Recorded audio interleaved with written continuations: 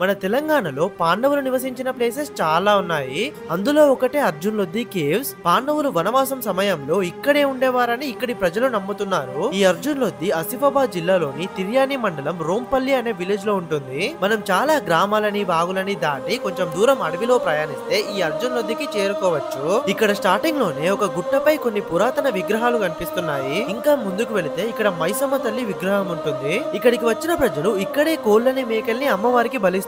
ఇంకా ముందుకు వెళితే ఒక పెద్ద కొండకి మధ్యలో స్వరంగ మార్గం కనిపిస్తుంది. దీన్నే అర్జున్ లొద్ది అని పిలుస్తారు. ఈ అర్జున్ లొద్ది స్వరంగ మార్గం ముందే దేవుళ్ళ విగ్రహాలు ఇంకా పాండవులు వాడిన ఆయుధాలు కనిపిస్తాయి. నెక్స్ట్ కొంచెం పైకి ఎక్కి అర్జున్ లొద్ది లోపలికి వెళితే ఇక్కడ కూడా స్టార్టింగ్ లో ఒక ఆయుధం కనిపిస్తుంది. ఇంకా లోపలికి వెళితే మనకి చాలా దారులు కనిపిస్తున్నాయి. మెయిన్ గా పైన రాజుల కిరీటాల యొక్క గుర్తులు ఇంకా శివలింగంలా మెరిసే ఒక పెద్ద బండరాయి కనిపిస్తుంది. ఇంకా ఇక్కడ ఆవు పొదుగు లాంటిది ఉంటుంది. ఇక్కడ మనం ఏదైనా కోరుకొని చేతు పెడితే ఆ ఆవు పాలు మన చేతిలో పడితే మనం కోరుకున్న కోరిక డెఫినెట్ గా నెరవేరుతుందంట.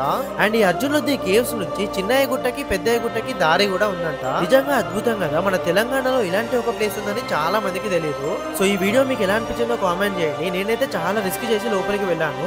సో డెఫినెట్ గా ఈ వీడియోని మీ ఫ్రెండ్స్ అందరికి షేర్ చేయండి.